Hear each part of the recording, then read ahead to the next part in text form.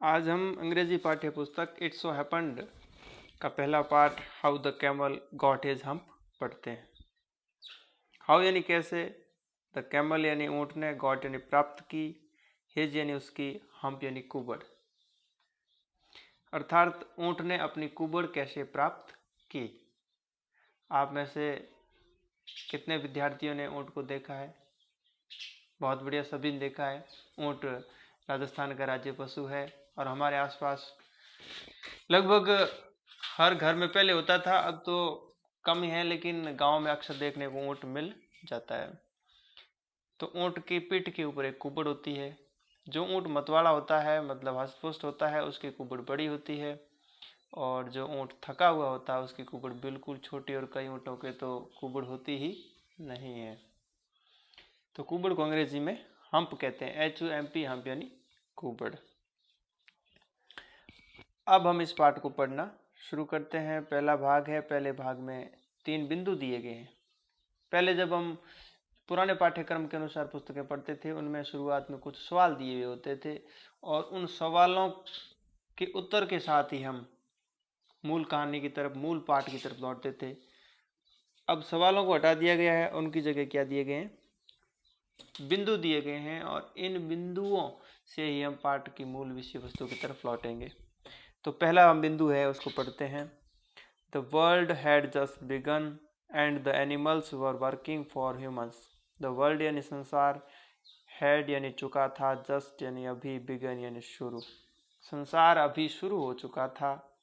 And यानी और, the animals यानी जानवर, वर यानी थे, वर्किंग यानी कार्य कर रहे, फॉर यानी के लिए, ह्यूमंस यानी मानवों, और जानवर मानवों के लिए कार्य कर रहे थे।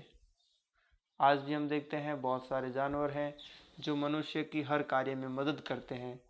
कई है वो माल ढोने में काम आते हैं, कई वो हमें दूध देते हैं, कईयों की हमारे मतलब जानवर हैं।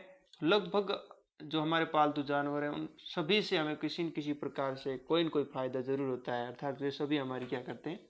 मदद करते हैं। तो संसार अभी शुरू हुआ था और सभी जानवर हैं वो मनुष्यों की मदद कर रहे थे। अगला बिंदु है, there was one lazy animal that did nothing and said nothing but hump. Was यानी था, वन यानी एक, लेजी यानी आलसी, एनिमल यानी पशु, दैट यानी जो, डिड यानी करता था, नथिंग यानी कुछ। एक आलसी जानवर था जो कुछ नहीं करता था, नथिंग यानी कुछ भी नहीं। तो अब अपने शब्द आया लेजी, LAZY, लेजी का अर्थ होता है आलसी। आलसी का मतलब यह हुआ कि ऐसा व्यक्ति या पशु या कोई सजीव जिसमें कार्य करने की क्षमता है, कार्य वो कर सकता है, एबिलिटी है, उसके अंदर पावर है, ताकत है, लेकिन उसका मन है कि वो कमजोर है, वो उस कार्य को करने की इच्छा नहीं रखता, उसको हम आलसी कहते हैं। तो यहाँ पर भी एक जानवर है जो ऐसा जानवर है, इतना आलसी है कि वो कुछ भी नहीं करता है, और वह हम्प के सिवाय कुछ कहता भी नहीं है। जब उसे कुछ पूछा जाता है तो वो क्या कह देता है? हम्प। अब तीसरा बिंदु है, even the clever djinn was at his wits end. और आखिरकार क्लेवर यानी चतुर, जिन यानी जिन, वाज यानी था, एट यानी पर, हिज यानी उसकी, विट्स यानी वाक चातुर्यता, एंड यानी समाप्त।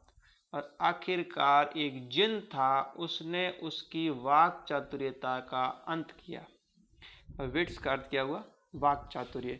वाक का अर्थ होता है वाणी, मतलब बोलने। चातुर्य का अर्थ होता है चतुराई। तो आखिरकार एक जिन था, उसने उसकी चतुराई का अंत किया। जो अब बात आई कि जिन क्या होता है। जिन मतलब वह जो अब ऐसी कुछ विशेष शक्ति रखता है जिसके बल पर वो कभी बड़ा बन जाता है, कभी छोटा बन जाता है, कभी मनुष्य रूप में आ जाता है, कभी पशु रूप में आ जाता है। ऐसी उसके पास शक्ति होती है, वो जिन होता है। तो उस जिन ने उस पशु की उस वाक चातुर्यता का अंत किया। तो कुल मिला के ये 3 बिंदु पढ़ने से हमें ऐसा पता चल सकता है कि इस पाठ में हम कोई ऐसे पशु के बारे में पढ़ेंगे जो आलसी है। अब हम पाठ पढ़ना शुरू करते हैं।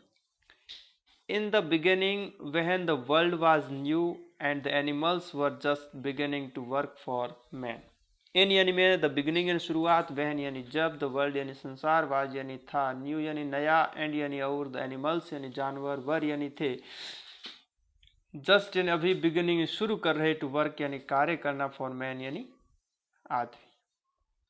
शुरुआत में जब संसार नया था और जानवर अभी मनुष्य के लिए काम करना शुरू कर ही रहे थे, मतलब जब सृष्टि की रचना हुई, संसार की शुरुआत हुई और जानवर भी मनुष्यों के साथ रहना और मनुष्यों के लिए काम करना शुरू कर रहे थे। देर वाज ए कैमल, और उस समय एक ऊंट था। वाज यानी था, ए यानी एक, कैमल यानी ऊंट, एक ऊंट था।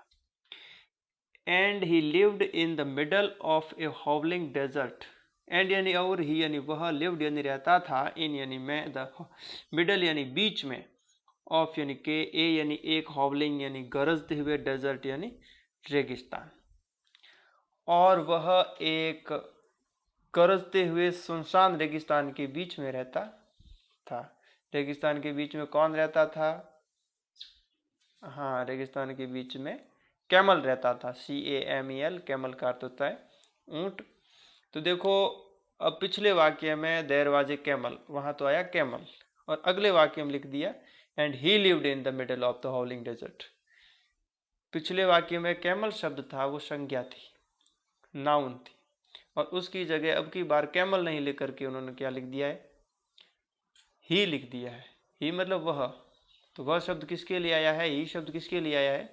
ही शब्द है वो उसी कैमल के लिए आया है, उसी ऊंट के लिए आया है। तो कैमल शब्द था वो संज्ञा था, और ही शब्द है वो सर्वनाम है।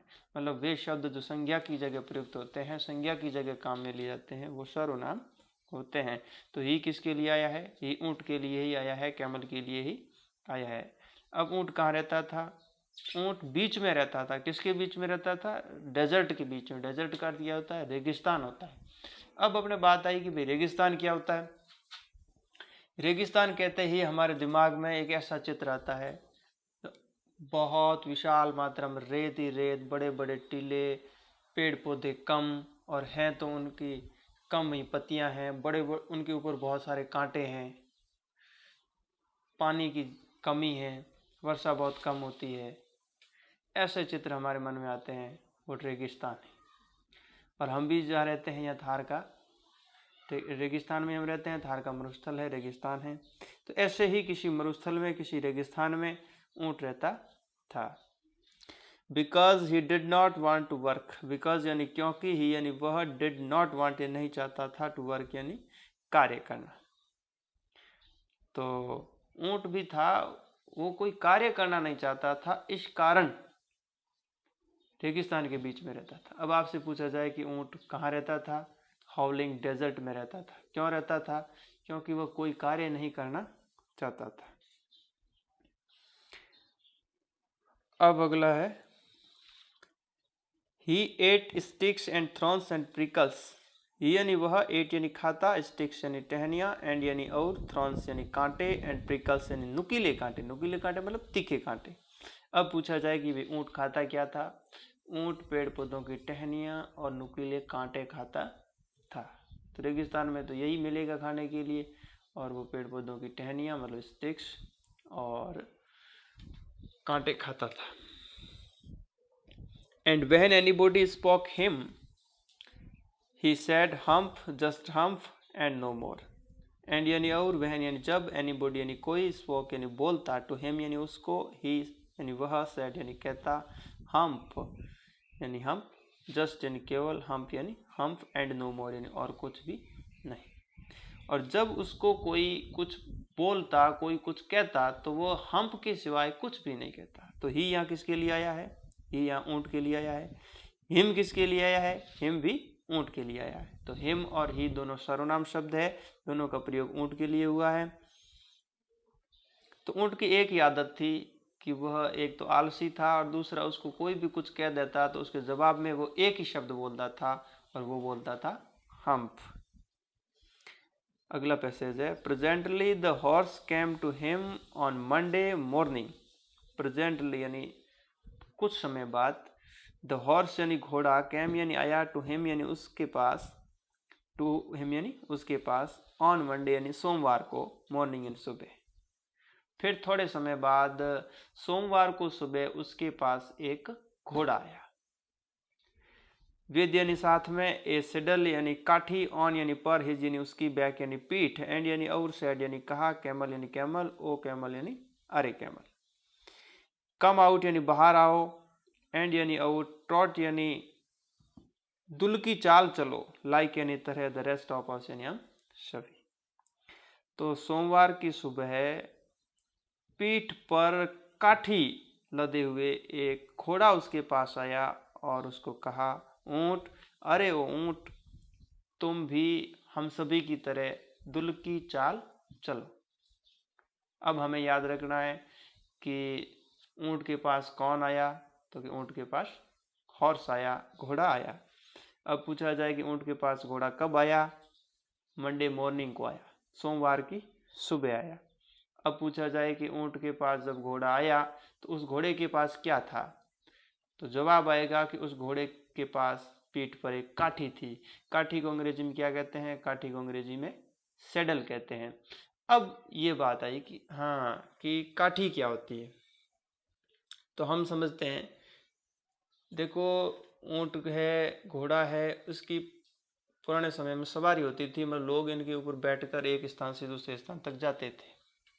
अब ऊंट पर बैठना हो, चाहे घोड़े पर बैठना हो, थोड़ी दूर तक बैठना हो तो हम आराम से बैठ जाते हैं, कोई बात नहीं। लेकिन लंबी सवारी लंबी यात्रा अगर हमें करनी होती है तो ऊंट पर और घोड़े पर बैठना हमें असहज लगता है, मतलब तकलीफ होती है। तो इनके ऊपर बैठने के लिए कोई सीट भी होनी जरूरी है, या फिर ये तेज भागे तो नीचे गिरने का डर भी तो होता है। तो नीचे गिरने के डर से बचने के लिए और कुछ आरामदायक स्थिति में बैठने के लिए, इनके ऊपर बैठने के लिए सीट बनती थी। जिस प्रकार अपने गाड़ियों में सीट होती है, इसी प्रकार ऊंट और घोड़े के ऊपर बैठने की भी सीट होती थी, जो लकड़ी की बनती थी। तो ऊंट पर जो बैठने की जो सीट होती है उसको स्थानीय भाषा में अपन पिलाण कहते हैं। पिलाण हेंगोंग दे कुड़ी अपने घरे होती वेला। और तो ऊंट माते मोंडणगी तो वे पिलाण, और घोड़े माते मोंडणगी वे काठी, और जबकि मैं आपको स्थानीय भाषा में, अपनी भाषा में झीण भी कहूँ, झीण। तो जो घोड़ा आया था उसकी पीठ पर क्या थी, काठी थी। अब उस घोड़े ने आकर ऊंट को क्या कहा कि ऊंट, अरे ऊंट, तुम भी हम सभी की तरह दुल की चाल चलो।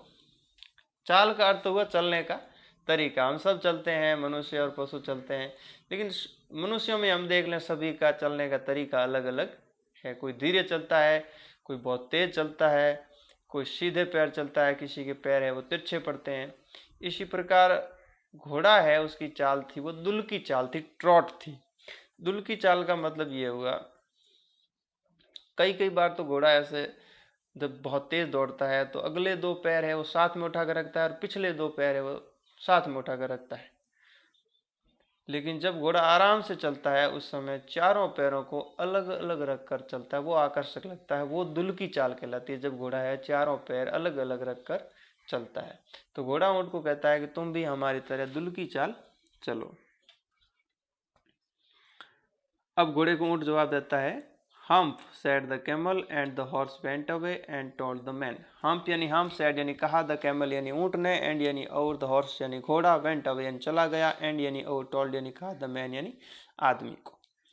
घोड़े ने, ऊंट ने हम्प कहा, घोड़ा वहां से चला गया और आदमी को कह दिया। आदमी मतलब इनका जो मालिक था उसको कह दिया कि भाई मैं ऊंट के पास गया और मैंने ऊंट को दुल की चाल चलने के लिए कहा, काम करने के लिए कहा, लेकिन ऊंट ने मेरी बात नहीं मानी। यह बात घोड़े ने जाकर आदमी को कह दी, मतलब घोड़े ने ऊंट की शिकायत कर दी।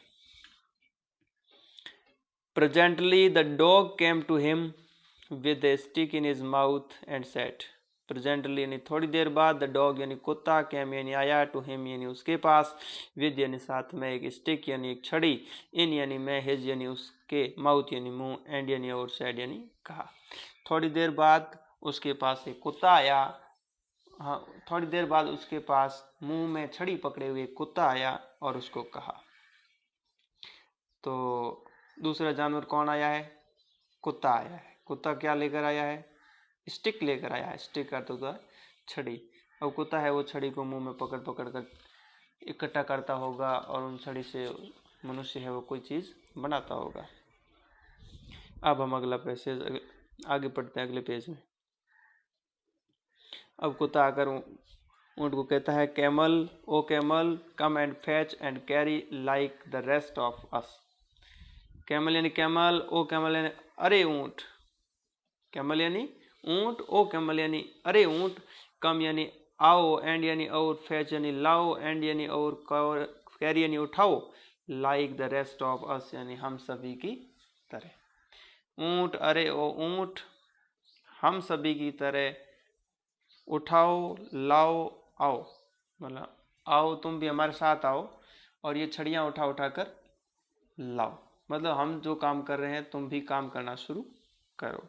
हम said the camel and the dog went away and told the man. हम यानी हम सेड यानी कहा, द कैमल यानी ऊँट ने, एंड यानी और, द डॉग यानी कुत्ता, वेंट अवे यानी चला गया, एंड यानी और, टोल्ड यानी कहा, द मैन यानी आदमी को। और ऊँट का जवाब सुनकर कुत्ता भी चला गया और आदमी को कह दिया। अब कोई बता सकता है कि घोड़े ने आकर ऊँट को क्या कहा? हाँ, घोड़े ने आकर ऊँट को कहा कि ऊँट अरे ओ ऊँट, आओ और हमारी तरह दुल की चाल चलो। तो घोड़े को ऊँट ने क्या जवाब दिया? हम्प। क्या कहा? हम। फिर घोड़े के जाने के बाद ऊँट के पास कौन सा जानवर आया? हाँ, घोड़े के जाने के बाद ऊँट के पास कुत्ता आया। कुत्ते ने आकर घोड़े को क्या कहा? हाँ, कुत्ते ने कहा कि ऊँट अरे ओ ऊँट, आओ और हम सभी की तरह उठाओ और लाओ। कुत्ते को ऊँट ने क्या जवाब दिया? वही जवाब जो उसने घोड़े को दिया था, हम। क्या कहा? हम। अब ये जवाब सुनकर कुत्ता चला जाता है। फिर क्या होता है कि presently the ox came to him, और उसके बाद में क्या आया? ऑक्स आया। प्रेजेंटली यानी थोड़ी देर बाद, द ऑक्स यानी बैल, केम यानी आया, टू हिम यानी उसके पास, थोड़ी देर बाद उसके पास बैल आया। With the yoke on his neck, with यानी साथ में, द योक यानी असमद, ऑन यानी पर, हिज यानी उसकी, नेक यानी गर्दन, एंड यानी and said camel O camel come and plough like the rest of us. And यानी और, सेड यानी कहा, कैमल यानी कैमल, ओ कैमल यानी अरे ऊँट, कम यानी आओ, एंड यानी और, फ्लो यानी जो तो, लाइक यानी तर, द रेस्ट ऑफ अस यानी हम सब। अब पूरे वाक्य का हम साथ में हिंदी अनुवाद करेंगे तो ऐसे होगा कि थोड़ी देर बाद उसके पास गर्दन पर असबंद उठाए हुए एक बैल आया और उसको कहा कि ऊँट अरे ओ ऊँट, तुम भी हम सभी की तरह, हाँ ऊँट अरे ओ ऊँट, आओ और तुम भी हम सभी की तरह जोतो। अब जोतना क्या है? खेत जोतना है, खेत में जुताई करनी है। तो बैल है वो क्या काम करते हुए आया है? खेत में जुताई करते हुए आया है। उसके गर्दन पर क्या है? योक है, YOKE, योक। योक जिसको अपन जुगल भी कह सकते हैं। आपने देखा होगा कि एक ही बैलगाड़ी में दो बैलों को जब जोड़ते हैं तो बैलों की गर्दन के ऊपर एक लकड़ी का एक पट्टा रखते हैं, वो ही योक है, उसको योक कहते हैं। और अपनी भाषा में शायद अपन उसको जुआड़ा कहते हैं, जुआड़ो। तो थोड़ी देर बाद गर्दन पर असबंद रखे हुए एक बैल उसके पास आया और उसने ऊँट से कहा कि ऊँट अरे ऊँट, आओ और हम सभी की तरह खेत जोतो। Hump said the camel and ox went away and told the man. Hump यानी हम, सेड यानी कहा, द कैमल यानी ऊँट ने, एंड यानी और, द ऑक्स यानी बैल, वेंट अवे चला गया, एंड यानी और, टोल्ड यानी कहा, द मैन यानी आदमी को। ऊँट ने हम्प कहा, बैल चला गया और आदमी को कह दिया। तो जो तीन जानवर ऊँट के पास आए, मान मनोबल करने के लिए आए, उसको कहने के लिए आए, सलाह देने के लिए आए कि भाई तुम बैठे मत रहो, निकमे मत रहो, काम करो। लेकिन तीनों को ऊँट ने एक ही जवाब दिया और वो एक ही शब्द क्या कहा? हम्प कहा। At the end of the day, the man called the horse and the dog and the ox together and said, 303, I am very sorry for you.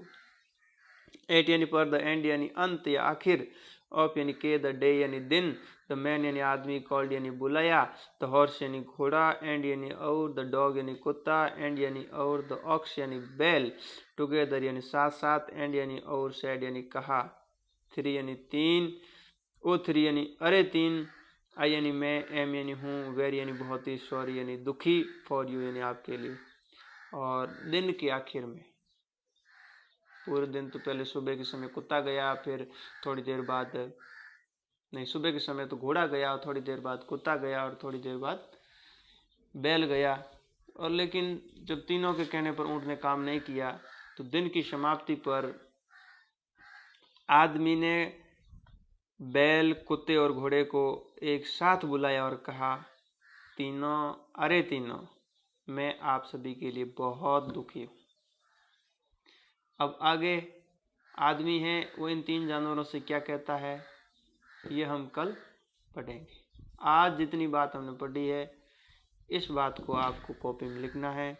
अब इसकी स्पेलिंग्स और मीनिंग्स लिखनी है और आपको ये याद करनी है। अगर आप आज की स्पेलिंग्स और मीनिंग्स लिख कर याद कर लेते हैं और इस पैसेज को लिखकर इसका हिंदी अनुवाद जैसा आप कर सकते हैं, वैसा अपनी तरफ से खुद ही करने की कोशिश करोगे। टूटा फूटा ही करना, जैसा हो सके वैसा अगर आप हिंदी अनुवाद कर देंगे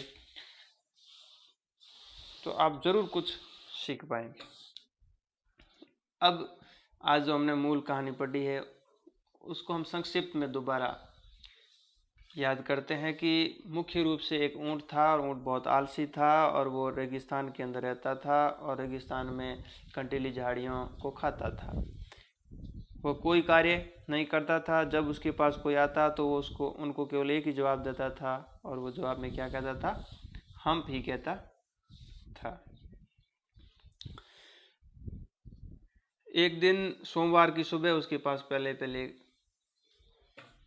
घोड़ा आया और घोड़े ने कहा कि ऊँट तुम बैठे मत रहो, निकमे मत रहो, हमारी तरह दुल की चाल से चलो। तो उसको हम्प कहकर ऊँट ने वापस भेज दिया। थोड़ी देर बाद उसके पास एक कुत्ता आया।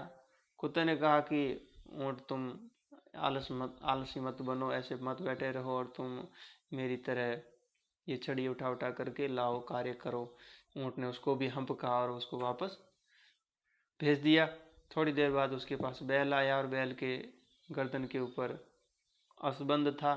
वह खेत जोतता हुआ आया था और उसने कहा कि ऊँट बैठे मत रहो, मेरी तरह तुम भी खेत जोतो। उसको भी ऊँट ने हम्प कहा और वह भी चला गया। इतना आज हमने पढ़ा है। ये इस पाठ की मुख्य स्पेलिंग्स एंड मीनिंग्स है और आपको लिखनी है और लिखने के साथ साथ इसको याद भी करनी है। अब आगे क्या होता है वो हम कल पढ़ेंगे।